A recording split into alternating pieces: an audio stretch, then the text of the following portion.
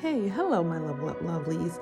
Okay, so the word for today, or the word for this month, we're in February, is empathy. What does empathy mean to you? And what does empathy mean in the Bible? And what are some examples or prime examples from the Bible that we can use to express empathy, and how do we apply it in our lives? So the word of the day or the word of the month is empathy. And that's what we're going to talk about on the next Level Up with Janet E. See you shortly.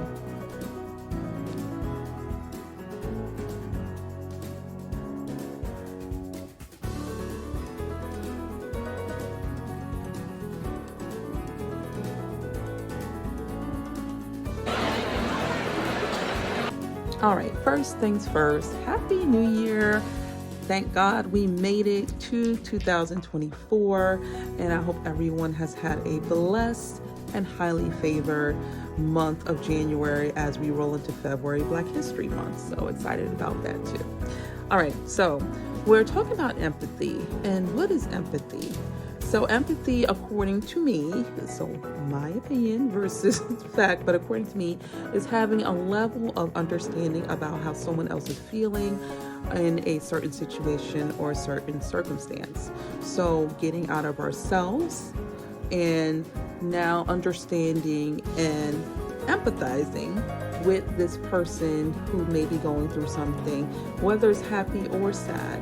They're going through something, and we're understanding and feeling their expressions of joy or expression of depression or expression of sadness, and understanding what they're going through. And along with empathy, according to me, is a level of sympathy, obviously. So sympathy is that, I believe, that higher level or that more foundational level of empathy, which is basically, I feel bad for you as a person. I feel sorry for you as a person that you're going through this. But empathy is on a whole nother level, and that takes into account that you not only understand what the person's going through and you feel sorry for them, but you can actually feel what they're feeling and really understand that they, even sometimes physically, what they're feeling. Like if their heart hurts, or if they're, feeling really sad about something, you start feeling really sad. So, and there's actually, a group of people that, I've been looking at on YouTube, which is interesting. They call them empaths, but, that's a whole nother thing. but people who feel like they feel deeply what other people are feeling. But either way, and I just call that discernment, a lot of times anyway. So, but we're talking about empathy. And why am I talking about empathy for 2024? Because as we grow into greater, and as we go into a higher level of experience here in 2024, and going for what God wants us to go for, we need to also reflect on those around us. How are we affecting those around us? How are those people around us being affected? And how can we have an impact on them to not only understand what they're going through, but also be able to apply God's principles onto what they're going through, to either pray for them, or, sometimes it's just about being silent and just being there for them. Okay, so we're going to talk about that a little bit later. Not too much later. This is not going to be too long, but a little bit later. So in the Bible, in Matthew 19:19, it talks about honor your mother and father, and then it talks about love your neighbor as you love yourself. So I want to hone on those words, love your neighbor as you love yourself. So that means that, hey, for the most part, hopefully people love themselves.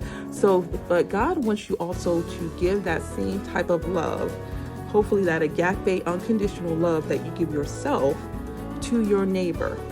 So to someone around you. So not just your immediate neighbor, but he's talking about anyone in your vicinity that you interact with. He wants to have us build up a level of empathy and understanding about other people, that we actually would, and a level of emotionalism that we would give to ourselves. So that love that we will pour into ourselves, pour on ourselves, we should be also pouring out to others. as they're going through trials, as they're going through tribulations, not only in happy times, but in times when they're going through tribulations. Because honestly, that's a lot of times when they need it. So what are some of the ways that we can show empathy and be there for our brother, our brother, our fellow brethren, and the people that are around us? So our neighbors, as the Bible calls it. So a couple ways is, one, we can be there, pray with them, pray for them. So even if you're not with them, you can say, I'm praying for you. Please pray for them if you do say that. A lot of people, some people say, hey, I'm going to pray for you, and then it just kind of flickers away. So what I used to do, because, sometimes I get busy or just kind of, it just gets forgetful with certain things. If I say I'm going to pray for someone, what I started to do is pray for them right then and there. Instead of saying, I'm going to pray for you, I pray for them right then and there, even if it's a 30-second or just a 1-minute prayer, because then I'm holding myself accountable to that. I'm not just going to say it. It's not going to be lip service. I'm actually going to do it with you. So you can do that. Or if you want to meditate over, as you're fasting, maybe you have them in your spirit, in your thoughts, in your meditations on how God is going to fulfill that. And once again, it's not for you to provide the answer for them most of the time. It's for God to take over, rule, and reign like he knows how to do. So your job is to pray. Your job is to be a light for them in a dark place, if they're going through a dark place. And what that means is that, if they need a shoulder to lean on, if they need someone to talk to. And once again, when someone's talking to you and expressing themselves, that empathy that comes in, it could, and that discernment that comes in from your side, it could be just sitting there and listening, letting them vent, letting them, pour it out. The other thing is, it could be, giving words of advice or wisdom. But once again, it has to be words of wisdom.